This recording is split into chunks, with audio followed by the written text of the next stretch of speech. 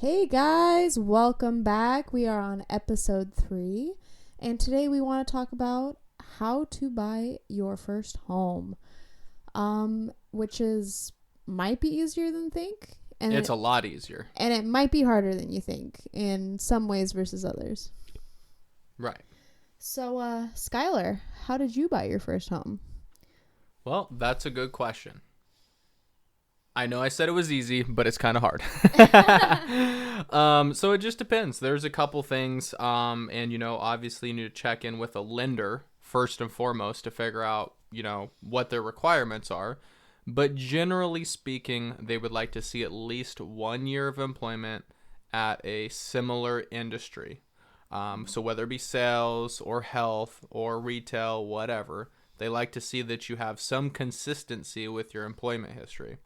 And I think it was actually a little bit hard for us to get a loan, even with 1 year at the same job. Like, they want to see 2 years preferably, but it is possible with 1 year. Yeah, they definitely are a lot happier when you have 2, 3, 10 years in the same industry. But I think you can skate with just 1 year. The other thing you need is a down payment. Ooh. Yeah, exactly. And I know everybody's thinking, oh man, this is why it's impossible to get a home because I need 30, 40, 50 grand. Not so. That is not the case. When it comes to a down payment, all you need is 3 to 3.5% down. So you take whatever type of housing is in your market, whether it be 150,000, 300,000, 500,000, whatever it is in your market, and you take 3 or 3.5%, and that's your down payment. So it's pretty simple. As long as you're planning to live in the home. So you want to do I think it's called like a 3% conventional loan? Yeah. There's 3% conventional and there's 3.5% FHA. The FHA is what I heard about a lot, but the 3% down conventional that that we ended up getting into, I don't know if that's still a thing, but it is a better deal than FHA because I think there's other associated costs if you get an FHA loan. Yeah, an FHA loan, yes. So if you get an FHA loan, they have what's called mortgage insurance or private mortgage insurance. And that is just a made-up fee to protect the lender because you don't have enough skin in the game. And basically, they're going to charge that for the entire time that you have the loan. So that could be upwards of 30 years. You are paying this money to them every month in addition to all the other stuff, which makes it extremely expensive when you look at all the fees and this and that and the other. So just one thing that doesn't need to be there that you can remove at with a little bit of trouble, you can remove it once you have around 20% equity in the home. Does that include refinancing? It has to be 20% equity? No, so I haven't actually done a refinance yet, but you can refinance pretty much at any point in time. And a refinance is what actually would help you get out of the FHA loan and drop the private mortgage insurance as long as you have enough equity in the home. I believe for any loan, actually, now that I think about it, you need 20% to not have PMI.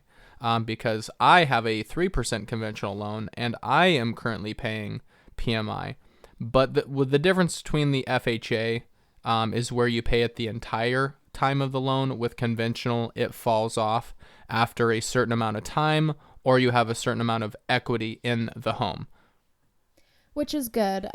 So basically, going with conventional, you wait that time period out, or with the FHA, your best bet is probably to refinance out of that loan completely when you have the chance. But FHA is a great way to get started if you have no other options. So mostly bad credit. Mostly bad credit. Yep. That's what that's for. Yeah, which many of us end up having, due to going to college and not being able to pay your debt off, opening credit cards at 18 because you don't know any better, et cetera, et cetera. Yeah, no, that's a really good point. And that actually leads me to another point. Your credit.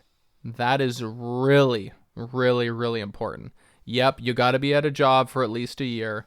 Yes, you got to have a down payment, which is pretty easy. You just save, X amount of dollars for X amount of months, and then you'll be able to have your down payment for a house in whatever price range. The credit report is actually a little bit tougher. So I think with FHAs, I think they'll accept people who have as low as a 580, I believe. Don't quote me on that one, but it's pretty low. And that, you can have, credit card, late payments, you can have missed payments, you can be in default, you can have things that are way past due. It's basically the bad credit loan. Yeah, pretty much. Yeah. And it's a way for the government to kind of help people get into a house. So here's the thing with your credit. The worse your score, the more you're going to get screwed. It's just as simple as that. Yeah. And the reason for that being is your credit report shows people who are going to lend you money for, a boat or a car or a home, if you're going to actually pay them their money back.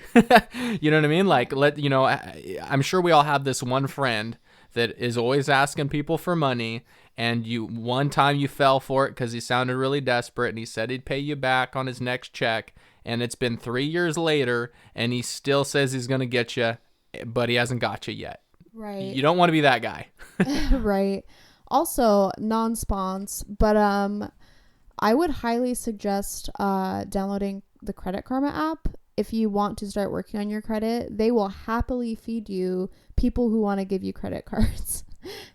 Yeah. Once you start improving your credit. Yeah. But yeah, no, they, I use Credit Karma personally. I check it multiple times a day just because I get bored. So when I'm bored, I check Credit Karma, right? Makes sense. You're so interesting. Yeah, I know. I can't help it. But no, for real, credit's super, super important. There's a lot of things you can do to build your credit, which is really, really important before you even think about going to get a home. Because if you have bad credit, they're going to tack on extra fees. They're going to give you a bad interest rate. Honestly, the difference between a really good credit score and a not so good credit score can be tens of thousands of dollars. Mm-hmm. And you don't need to do that.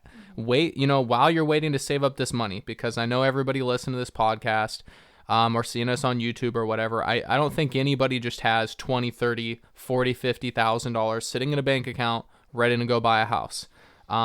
So while you're waiting, and this is what I did, while you're waiting to save that money up, start building up your credit. And for building your credit, a lot of you might not even know how to do that, or kind of know how to do that. My first suggestion before you even start building your credit is to get your finances in check, because if you have 20 subscriptions to different sites and you don't use half of them, then you might not trust yourself to pay your credit card off every month. So I would say document your finances, write it all down, figure out what you can cut out, keep track of it every single month to make sure you know what you're spending your money on. And then my suggestion for your first credit card is don't spend it on anything frivolous. Don't spend it on Christmas presents. Do not spend it on anything you don't think you will pay off. So what I would do or have done is spend your credit card money on groceries and pay it off in full every single month, and your credit will go up. Some people used to tell me that you have to have you have to wait for them to charge you the late fees to build your credit up. That is not true. I literally had people tell me that oh, it looks better if you wait till you owe them a little bit of money because they want you to pay them money. No, if you pay it off in full every single month, your credit will still go up 100%. Yeah, I don't know. I've looked into that and I've heard the same thing where people say, oh yeah, well, they're credit cards and they make money off of interest, and then they'll, report it better that you gave them interest money. And I've never done that. I've literally paid everything off in full as soon as the charge hits my card. And my credit is, I think last time I checked, according to Credit Karma, 4 points away from being excellent. And I've never paid interest on any of my cards, because what I think that is is BS. Those guys don't need any more money, and they don't need it from me, and they don't need it from you. Also, even if it did report it a little bit better, you don't need to be spending your money on a slightly better credit report. Like, honestly, like, yeah, no, like, you keep that money in a high yield savings account, you know, that'll serve you so much better. Not much better with rates these days, but it will serve you so much better than just giving it away to some company. That's a good point. I'd rather have an extra $500 in my emergency fund than I would have an extra 3 or 4 points on my credit. It doesn't make that much of a difference. So yeah, there's a couple things you can do. But yeah, just like Jesse was talking about, super important. You know, you got to set up a budget. You got to track your expenses. You got to find out where money is going out. You got to figure out how to make more money. You need to have some money left at the end of the month. Start saving for your down payment. Start saving for emergency fund, whatever it is. But while you're doing that, kind of getting your finances together, you can check your credit. Go into Credit Karma. It will not hurt your credit by checking it. You can also go to Experian, Equifax, or TransUnion. And those are the 3 credit reporting bureaus or agencies. And once a year, you can request a free credit report that does not ding your credit. You do not have to pay for it. Give them a call. They'll verify some information. Then they'll send you this crazy looking paperwork in the mail in a week or 2. And that's your credit score. Also, I don't know if all banks do this, but my bank at the time, if I scheduled, you know, like a quick little appointment, walk in, wait 15 minutes in the seating area, they would actually help me pull my credit up and would give me a credit report like for free. I don't know if all banks do that, but mine did. Yeah, I think actually, I don't know if this happened when I opened a bank account or I opened a new bank account. I don't know if they pulled my credit because of that. Or if they pulled my credit because I requested a line of credit from the bank. But that, I believe, is either a soft or a hard inquiry. I'm not exactly sure which one. The hard inquiry is the one you want to avoid. That's when you go to get your car loan, your mortgage loan. That's when people actually hit your credit saying that you're wanting money from them. So hard inquiries, you want to avoid those as much as possible. But again, it's not a bad thing. So just a couple tips to improve your credit. Credit history is a big one. The length of time that you have been utilizing credit, negatively or positively. One thing you can do, and that helped me out immensely, is find somebody that you trust and that trusts you. And if you're that jerk that is always asking for money and never paying people back, nobody's probably going to help you with this one. But I did this with my mom. She had a credit card for like 2 or 3 years. I became a authorized user. Authorized user, yes. That's the word I was looking for. So we called her credit card or her bank. I became an authorized user on her card. And I didn't use the card. I don't, make payments to it. I don't do anything like that. But I could use it if I needed to, I guess, is what they're saying. But actually what they'll do is they'll take my mom's or whoever's that you decide to become an authorized user on their card, and they'll take all of their on-time payments. They'll take all of their history for however long that they've had that card, whether it be 4, 5, 10, 15 years, and they'll apply it to your credit. Mm-hmm. That one thing, as long as their credit is good and they've been making on-time payments and stuff, as long as they've been doing that one thing can potentially jump up your score 100 to 200 points. Absolutely. It is a huge deal. Especially if you have no credit history. Yeah, if you have no or bad credit, well, it's like the length of credit. Because if you have 2 months and you're desperately trying to get your credit up and the only way to raise it is to wait, becoming an authorized user on someone who's had a credit card for 15 years puts you at like 7 years credit history. Like mm-hmm. It just they'll take the average or something like that. Yeah, it just tacks it on for you. And that is, you can wait 7 years or you can do that. Right, exactly. And I'm not exactly sure if, you screwing up your credit even more negatively affects them. Mm-hmm.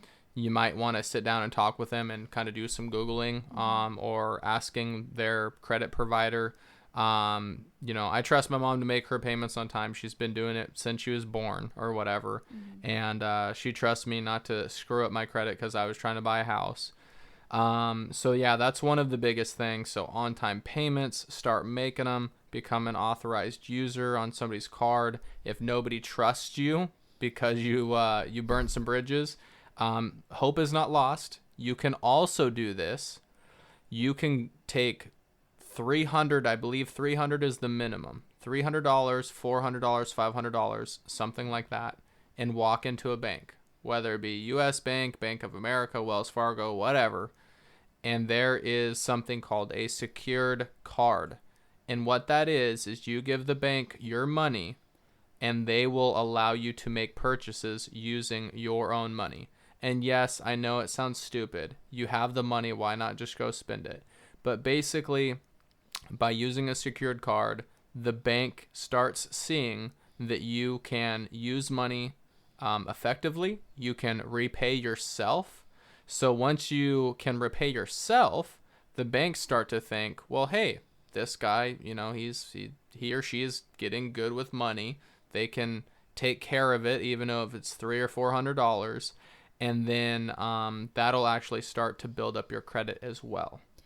Basically, in simple man's terms, it's a way to prove to the bank that you can be responsible. Basically, it's saying, hey, I know I've been irresponsible for this time, but I'm going to give you this money so I can have this card and I'm going to pay off my other debts, etc., etc. So with that, as much as I know you love credit, let's get back to talking about how to save up a down payment. And so basically with the down payment, so depending on your area, in our area, houses are extremely expensive. So the one we bought was basically our max out limit, which I wouldn't normally suggest to people. No, don't do that. Don't do that. The only reason why I did that is because I see a home as an investment. So I have renters in my house, and they pay for the mortgage for me. Right. So going back, with your own budget, you don't want to buy your max out limit. I would say you want to buy a third below what your max is, so you have enough for bills and savings and all of that sort of thing. But basically, it's 3.5% down on your first home if you're getting FHA or the conventional, 3% conventional. And so basically, if you bought, I think it's a $200,000 home, that's only $6,000 for down payment and closing costs, approximately $6,000 to $8,000, which is still a lot of money. But for me, that was just kind of brain changing and life changing. I was like, wait, that's it? That's all? I thought it was just this impossible feat. And I feel $6,000 to $8,000 is much more possible than what I thought would be 40 or 60,000. Yeah. No, absolutely. And I don't know where that misinformation came from. I don't know why people think it's so hard to buy a house. I mean, stay at a job for a little bit, save up some money, which I know we can do that. You have a budget, you make a plan, you save up, X amount of dollars, and then that's your down payment. But here's kind of how we went about it. We did it the hard way. The really hard way. So a lot of people will take 3, 5, 8, 10 years saving up for their down payment. Well, I'm a little impatient, so I decided to do it in 1 year. So yeah, 1 year. I even overestimated the amount of money I needed for a down payment. I saved up $20,000, and my down payment only actually was $13,000. So I saved $7,000 more than I actually needed, but for good reason, because there was stuff that needed to be fixed. Yes. A lot of stuff. That'll probably be another thing we talk about. Also, just having a little extra cushion after paying for everything. You don't want to get in and not be able to turn your utilities on. You want to have that cushion. Yeah. And that's a good point too. Yeah, because you buy the house doesn't mean it comes with free water, gas, sewer, garbage. You actually have to pay for that stuff too. So that's a bunch of added expenses. Your past landlord paid for some of that stuff. So how does somebody save up $20,000 or whatever in a year? Well, You don't turn on the heat. That's one thing. You spend $75 a month on groceries for 2 adults. Yeah, and how do you do that? How is that even possible? That you guys must be joking. We actually still ate vegetables, but it was rice and beans and topper ramen. And I hate rice and beans. I hate that stuff. It's terrible. But I had a goal. And I said I was going to do it. So I did it. I did all the hard stuff. I hated it. We had a treat. Our treat was once a month we would go get a cheap pizza. We would find a coupon so that we could get a $4.99 large pizza, and we would ravenously devour it. Yeah, I think that was New Year's Eve. Yeah. That was what we did on New Year's Eve. We didn't go anywhere. We didn't do anything other than, I think we might even bought a soda with that one. Yeah. Because it was New Year's Eve. Yeah. Yeah. So and you guys are probably thinking that's ridiculous, and it is. If you don't want to buy a house in 1 year, you can do it a little bit easier. If you want to take a couple years to save up the money, you don't have to be as aggressive in your saving as we were. Yeah, take 5 years and you can have normal groceries and just not buy your coffee anymore. Like the way we did it was extreme, but our goal ultimately is to just be able to not work sooner rather than later. So we figured, we kind of grew up a bit poor anyway. So whoa, poor. So we're kind of used to going without in a lot of things. So we went out without a little bit more. And yeah, it was pretty aggressive the way we did it. But I guess I would suggest for like a regular Joe, I would say 5 years is a good time period to save up for your first home. If you're like a first home buyer just trying to like live in the home, But if you're trying to, flip an entire property or turn it into a rental property, you might want to try the aggressive method. Right. And when we say, aggressive, Jesse, ask me a couple questions here. Do I drink? Nope. So I don't spend any money on that. No alcohol. No alcohol. Do I smoke cigarettes or vape? Nope. Nada. Nope. No, I don't spend any money on that. Do I gamble? Nope. Nope. No scratches. None of that stuff. Do I drink coffee? Not at all. What about energy drinks? Everybody likes energy drinks. Only if someone gives you one for free. That's right. That's right. So and that's happened. And yeah, that has happened. Yeah, exactly. So here's the thing. Yeah, that sucks. All that stuff is hard. I mean, if you already have a vice, giving that up, I can't ask you to do that, but that's a place you could save money. You could also, increase your health.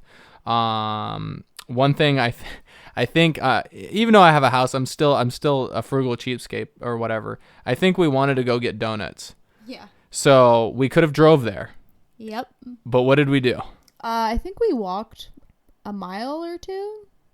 I think it's a mile there and a mile back. So 2 miles uphill. Not both ways. Not both ways. So yeah, I have a car. I pay for it. I pay for insurance, gas, maintenance, all that stuff. But I was thinking, it's like, man, if we're going to go waste money on something unhealthy, and then I would go spend money to go get it. Yeah. That just doesn't make sense to me. It really doesn't. So I just said, hey, listen, if we're going to go get McDonald's, if we're going to go get something that's bad for us, we're going to walk. Yes. We're going to walk to it. And we're going to get the $3.99 dozen day-old donuts, not the new fresh sprinkle ones. No, yeah. You gotta buy in bulk too. Yeah, exactly. So if you're gonna get your junk food, get it in bulk. That way you get it cheaper. But yeah, I'm not gonna waste gas money. To go get something that's bad for me. Right. So, and I know that's just that seems really crazy to people, and yeah, I'm probably a little above and overboard. Yeah, we don't have the greatest things. I don't have all the cool shoes or clothes or any of that stuff. I gotta scrimp. We gotta save. But as you start having money work for you, things get easier. Things are so astronomically easier now. But we can go into that more into a different podcast. I want to get back to buying your first home. After you kind of overlay your budget and decide what you want to cut back on and how much money you are going to save and not touch monthly. I kind of want to talk about like I guess buying your first house and working with the realtor. So I feel like you kind of have to like bug your realtor and ask them about every single fee that they're trying to charge you for. Like, do not sign that paperwork until you ask, is this really necessary? Is that fee really necessary? Because they will, they're trying to make money too. They're trying to make a living. They're trying to get as much money as possible. So you'll see like all these weird, like random fees, and you're like, what the heck is that supposed to be? And then also getting the seller to pay for the closing costs, I think, is helped us tremendously. Yeah. Yeah, no, absolutely. So, I mean, yeah, the realtor that's showing you the houses, that's maybe providing you houses for you to look at, yeah, they get a cut out of all of this fat loan that you're going to get and be paying on for a long time. They get a cut. They generally get somewhere between 2 and 3%. And then the sellers or the buyer's agent also gets 2 or 3%. And that comes out of your money. So I mean, you got to look at all the fees. A lot of the fees and stuff, the nonsense fees will come more through the lender. That's the person who's pushing the paperwork, who's running the numbers. There's origination fees, there's mortgage fees, there's interest, there's just this, that, and the other. And yeah, I mean, my first time I asked about almost every single thing because I want to know, why the heck do I have to pay for the appraisal? Mm-hmm. It's not even my house. Mm-hmm. You know what I mean? But yeah, you got to pay for it. Yeah. Well, there's certain things you have to pay for, but don't be afraid to ask about every single one. They'll be annoyed with you. Good. Good. That's your money. And that's their job to get you a good deal on your home if that's what you want. If not, you can, not hassle it and don't save a couple $100, maybe $1,000. It's fine too. I will say that if you're afraid of the paperwork process of buying your first home, they do a very good job at just walking you through it. They'll text you or email you and be like, okay, now do this. And then email, okay, I need this from you. Like, you really don't have to do a lot if you have a good realtor and a good team, They will literally just walk you through it step by step because they want to make that sale just as much as you want to buy that home. Yeah, that's true. I mean, they're a salesperson. I mean, they're going to make it as easy as freaking possible for you to buy that thing. Your lender and your realtor are going to work really hard to make sure you get this loan so you can buy this house because it's what you want and it gets them a lot of money. But I was also just thinking one thing, and this is kind of bringing it back a little bit. How we were able to save so much money on food is because Jesse is an awesome cook. That also helped a lot with seasoning and making beans and rice not as terrible as you think. It wasn't like porridge from like the 1800s or something. It wasn't that bad. Well, honestly, my advice for rice and beans, I didn't expect to talk about this, but my advice for rice and beans is buy 1 bell pepper, buy 1 onion, and make sure you have like chili powder, garlic powder, salt and pepper, maybe something spicy if you like spicy, and just season it the heck up. Like, season it all the way up. Like, and this message was brought to you by Jesse's cooking show that can be seen at How to Make Rice and Beans 7 days a week. Right, exactly. And yeah, maybe there were some PB&J sandwiches thrown in there too. Yeah. But that would be funny to make like a joke video on like what to eat when saving money and just have like a week, quote unquote, and it's just the same food over and over again and it's all terrible. Oh man. So yeah, I don't know if you guys want to learn about how to cook beans and rice and make peanut butter and jelly sandwiches, let us know. Guys shoot us some comments or messages or something, and we'll have Jesse make that. I don't know how to cook anything, so that's all her. Yeah, that's so funny. All right, anyway. Yeah, but back to the house stuff. Yeah. I mean, I guess another question is, why even buy a house? Yeah, why are you buying a house? Why would you? Why do you want to deal with the leaky pipes and the roof that goes out every 20 years? Like, why would you want to deal with that stuff? Also, at this time period where we are at least, it costs less to rent a house than to own a house. So like in a lot of cases, renting is cheaper. And even if it is quote unquote cheaper to buy your home, it could cost more to own it because, you don't think about changing the filter on your, what is it? The HVAC. Radiator and the HVAC. You don't think Radiator's about... a car. Oh, I don't know what I'm talking about. Yeah. But I'm trying HVAC, to talk about the thing that causes the heater, the thing connected to it. What are you talking about? The furnace? The furnace. That's the word. Yeah. The HVAC system requires a filter. For the furnace. Yeah. And we bought 2 of them on Amazon or whatever, and it was like $30 because they're $15 each. But $30 here, $60 to demoss your roof. Here's another $40 to all the trips to Home Depot. Hundreds of dollars to Home Depot. Thousands of dollars to Home Depot. Right. Especially if you buy a fixer-upper. Like, Yep. Yeah. Yeah, we bought a fixer-upper. So that'll be another conversation for sure. So but there's a lot of things. Definitely great questions on why are you buying a home and is it beneficial to you? Yeah. So I mean I would just I would sit down before you even think about like I should buy a home because that's what every adult does. I mean, sure, you know what I mean? Like buying a house is cool. You own something. It is kind of a forced savings, I guess, by pouring money into this house. You build equity, and you can use that for stuff. But I mean, there's a lot of headaches too. There's definitely a lot of headaches with it. Maybe you don't want to deal with that stuff. Maybe you don't want to be tied down. And I do that in quotes because everybody says once you buy a house, you're tied down. Not really. You're not. You're not really. I mean, you're as tied down as you want to be. Maybe just because you have all your friends here and your family and this is where you worked and you have a house. So now you never want to leave your small town of whatever. Well, if the market's good, you can always sell your house. Yeah, exactly. Even if it's bad, you can sell your house. If you really want to. Yeah, but maybe not a good idea. But I mean, there's a lot of people I've talked to that they don't want to deal with stuff. Mm-hmm. They want to call somebody and have the sink fixed. Yeah. They want to call somebody and not pay for it. And not pay for it. They want to call the landlord and say, "Hey, the washer stopped working. You got to fix it." Mm-hmm. I've had some problems with the washer that we have. One of the tenants, called me. I think it was Christmas Day. And she said that water was pouring out of the washer. Yes, I think we were trying to fix the washer and mopping the floor on Christmas Day. Yeah, so there you go. The realities of being a landlord. Yeah, there's one of my landlord stories. Yes, well, we can have a whole podcast on your landlord stories. Yeah, I know, but right? Yeah, I just wanted to go ahead and wrap up here. The last thing I wanted to cover is just the closing process. And just the process of buying a home in general. Like, this isn't a 1-week process. You don't find your house and you're in it the next week. Though there's I think it takes about 3 months to complete kind of buying your home.